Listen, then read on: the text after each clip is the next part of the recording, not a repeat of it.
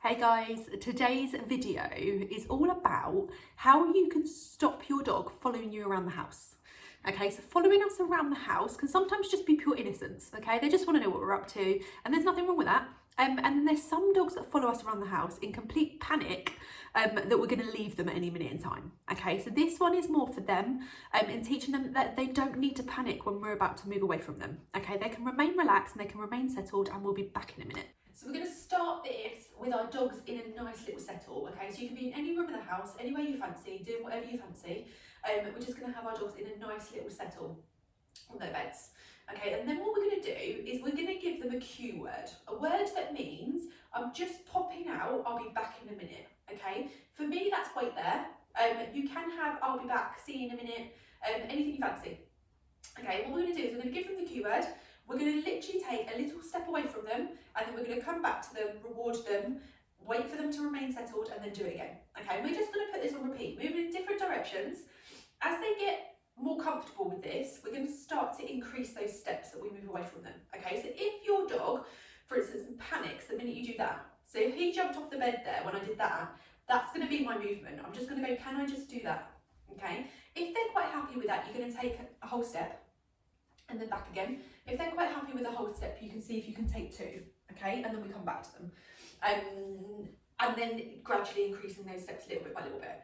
We can then start to add in some out of sights, and then we start to add in some duration. Okay, so can I move away from you 5-6 steps, wait there a little bit, and then come back to you? Okay, so we're going to just start to increase duration that we're away from them for, and distance that we're away from them for. Okay, to be honest with you, distance doesn't have to be too far, just generally just sort of like an out of sight distance. It doesn't have to be too far, but in every single step of this we must ensure that our dogs are remaining settled. Okay, if your dog is getting up and panicking, you went too far. If your dog is sort of springing alert, you went too far. So one thing to really look at is change of position. So obviously here Marty's in a nice little settled lie down. If he propped up, that would signal to me that there was a little bit of panic there. He was a little bit aware that I was moving. I don't really want him to care that I'm moving, okay? I don't mind him watching me and go, oh, where's she off to?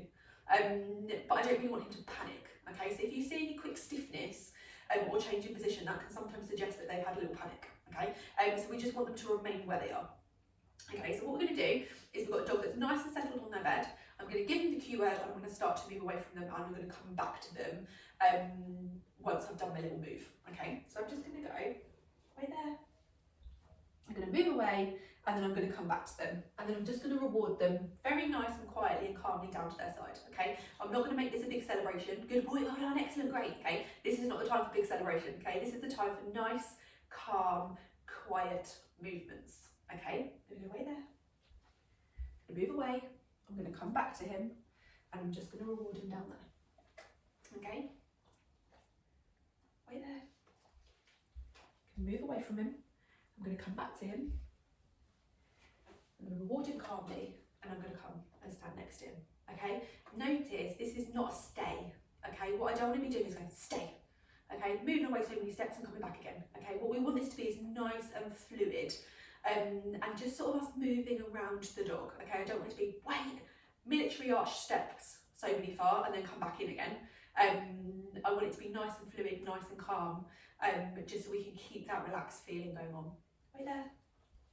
Okay, so I'm just going to move away slightly, hold it here a little bit, move around, and then come back into him. Right there. Again, moving around, and then coming back in, rewarding and remaining settled. I might wait here a little bit, and I might do it again. And what I'm going to start to try is a little bit of sort of out of sight movements. Okay, can I just pop out of the room and back in again? Okay, without any panic. Okay, so I'm just going to go away there.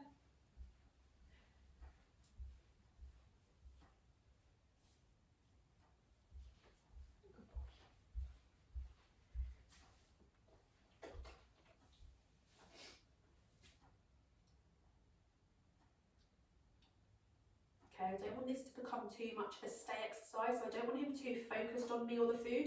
So if you notice them start focusing on you or you bringing the food back again, Try to just remain here for a little bit longer and wait for that resettle. Okay, we don't want to turn this into a stay exercise or an exercise that becomes almost like, I'm going to wait for her to come back because she's going to give me a treat.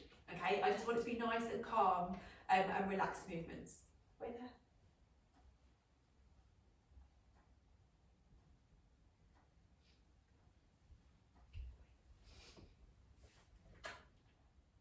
And you're going to gradually build this. Okay, how far can you go? How long can you wait outside? Wait there. We love to say one of our challenges is almost like going to the toilet.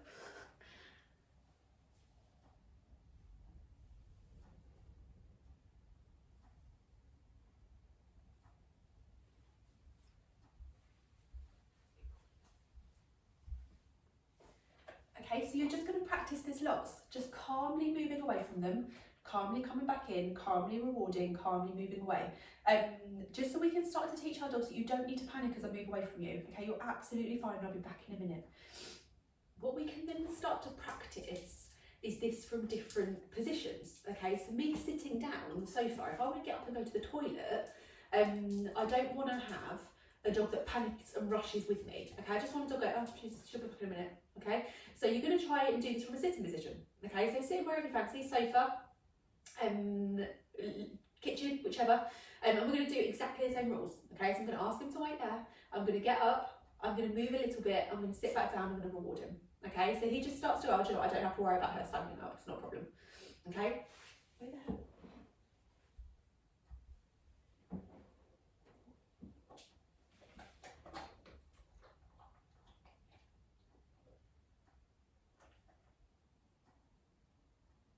Wait there.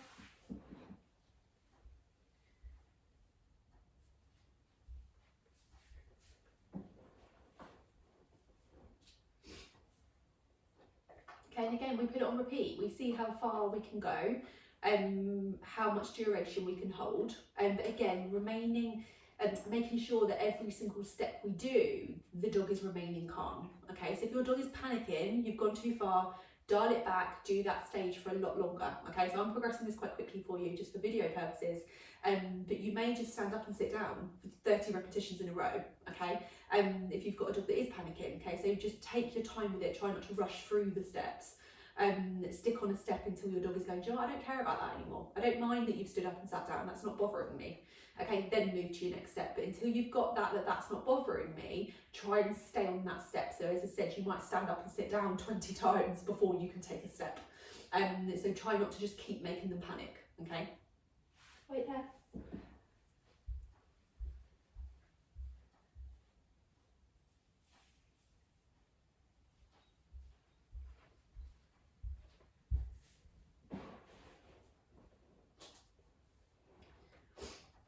Okay, so this is something you just want to put on repeat. I just want to sit, grab a cup of coffee, sit 10 minutes and just play a little bit of wait there. Moving from different distances, moving from different rooms. So once you're able just to sort of move into different rooms, hold your positions a little bit longer in different rooms, so you'll spend a little bit of time out of the room. What you can then start doing is doing this in everyday life. Okay, so say for instance I'm just sat watching telly. I'm going to randomly do 2 or 3 repetitions. Okay, start putting it into moments whereby you're not training. Okay, because what we don't want our dogs to learn is training scenarios and real life ones. Okay, we need to blur those lines between the two. So what you want to start doing is adding in those training scenarios into real life scenarios. Okay, so say for instance I've got a dog that's settled and I'm just making a cup of tea, but I'm waiting for the kettle to boil. I might just do a quick wait there, pop out of the room, pop back in the room, reward them. Okay, if I'm watching telly, I might just quickly do a couple of pop out, pop in, back in again. So generally while I'm watching telly, I might need to go to the toilet, I might want to get up and get a drink. Try those moments, okay? If you're at a stage where you can do those, try those. Pop into the kitchen, grab a glass of water, I'll go back in the room, but ask your dog to wait where they are, okay? So you can start adding in them into real life scenarios as well. So your dog starts learning, no, do you know what, I don't need to worry that she's moved out of the room because she'll be back in a minute, okay? I don't need to panic, okay?